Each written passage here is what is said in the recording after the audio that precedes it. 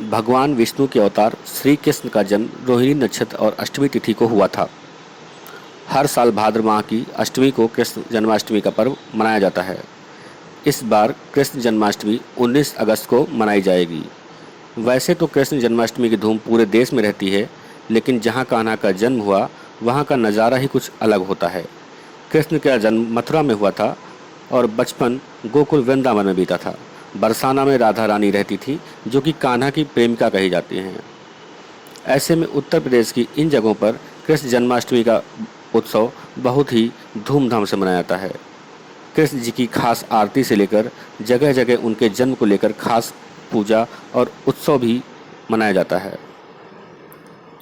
वृंदावन और मथुरा भगवान कृष्ण के बाल लीलाओं का प्रमुख केंद्र रहा है। जन्माष्टमी के मौके पर वृंदावन और मथुरा में विशेष उत्सव मनाया जाता है।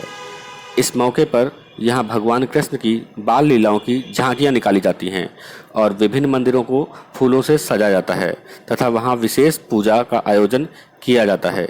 इस मौके पर यहाँ देश विदेश से पर्यटक और कृष्ण भक्त आते हैं। द्वारका को भगवान श्री कृष्ण की नगरी कहा जाता है।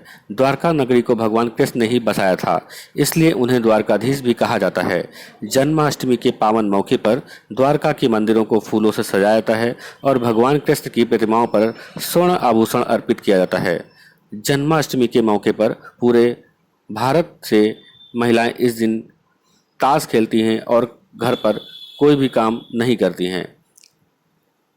इस दिन दही हांडी की तरह मक्खन हांडी का उत्सव भी मनाया जाता है। कृष्ण जन्माष्टमी शुक्रवार को है। ऐसे में अगर आप जन्माष्टमी के मौके पर कहीं घूमने की योजना बना रहे हैं तो मथुरा वृंदावन जा सकते हैं। यहाँ आप देवकी नंदन के जन्मोत्सव में शामिल हो सकेंगे। मथुरा बरसाना की ट्रिप कम बजट में 2 से 3 दिन में घूमने के लिए यहाँ कुछ आपको टिप्स दिए जा रहे हैं। उत्तर प्रदेश में स्थित मथुरा का सफ़र करने के लिए दिल्ली से महज 2.5 से 3 घंटे का रास्ता है। आप यमुना एक्सप्रेसवे से होकर खुद की गाड़ी से यात्रा कर रहे हैं। वैसे यहाँ कई प्रसिद्ध मंदिर हैं, लेकिन 2 दिन की ट्रिप पर आ रहे हैं तो मथुरा वृंदावन के कुछ सबसे प्रसिद्ध मंदिरों और चुनिंदा जगहों को घूमने के लिए आप प्लान कर सकते हैं। मथुरा वृंदावन में घूमने और रहने का खर्च बेहद ही कम है। अगर आप 2 दिन के लिए यहाँ घूमने आ रहे हैं तो बस के जरिए मथुरा आपको पहुँचना चाहिए। इसके लिए सबसे सस्ता टिकट 200 रुपये का है। ट्रेन का किराया लगभग 2000 रुपये का आएगा। मथुरा में रहने और खाने का खर्च भी ज़्यादा नहीं है, लेकिन अगर जन्माष्टमी के समय आप यहाँ पहुँच रहे हैं तो पहले से होटल में बुकिंग करा लें।